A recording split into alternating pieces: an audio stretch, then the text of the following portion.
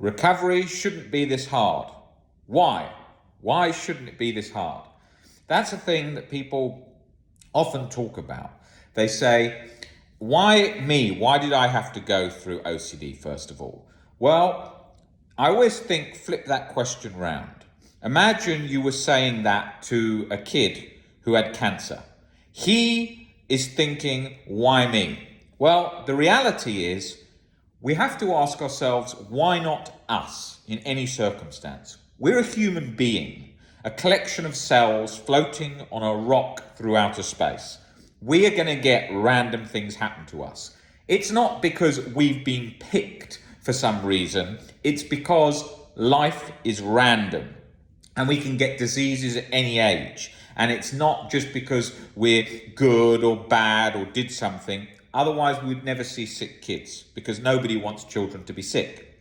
However, when it comes to OCD, that is exactly the same circumstance. You see children with OCD, you see elderly people with OCD.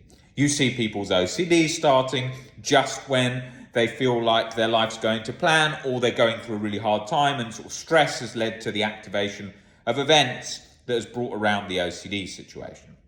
So in reality, it's random. So we've got to first of all accept that. Accept we have OCD, accepting it's random. And we're going to learn to deal with it, and we are in a lucky position where we can recover from it. Now, the next thing to think of is, why does it have to be this hard? There is no set rules of how it's supposed to be. Whatever it takes, no matter how hard, no matter how much work, it just has to be done.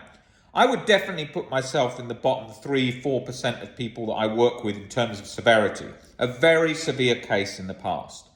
I didn't think I did think initially, I did think exactly that. But after a while, I thought to myself, why is it getting me thinking, oh, why me? This is the worst case. Why do I have to work so hard?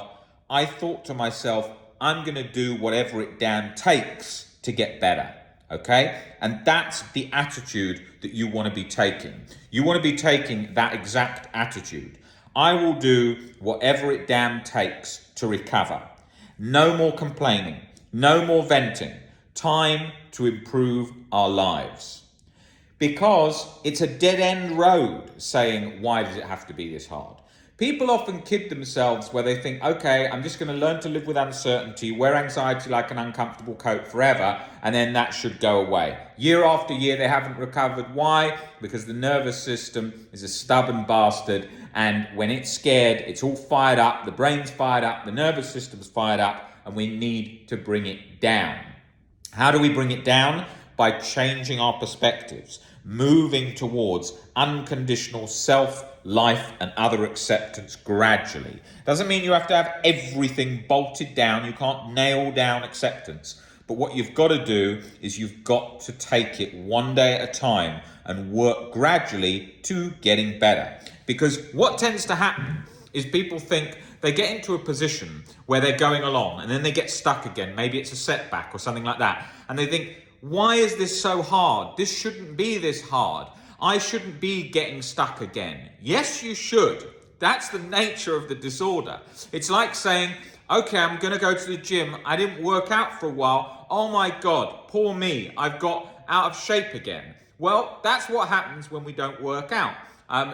We get into that situation. We're fitter when we work out and less fit when we don't. I'm not talking about body image. We accept human beings however they look, unconditional self and other acceptance, but we're obviously going to be fitter and usually healthier when we're working out more regularly. So it's important to think about those things so that we are stopping that internal fast complaining that we can easily get ourselves into.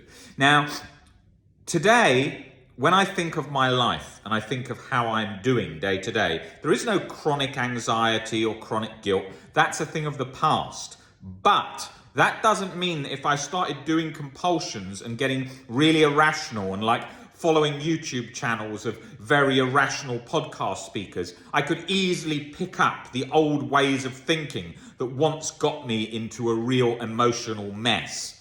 So I wanted to come on here and do this short video to just talk about accepting you've got OCD and accepting it's going to take as long as it takes and doing what's necessary to recover.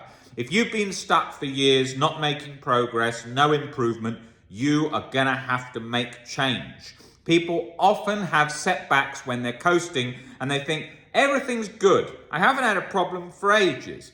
But then they've subtly got into the old compulsive cycles that they're missing and they're unaware of, and then boom, they're back stuck. Not at square one. There is no such thing as square one, but they quickly get back into that old anxious cycle.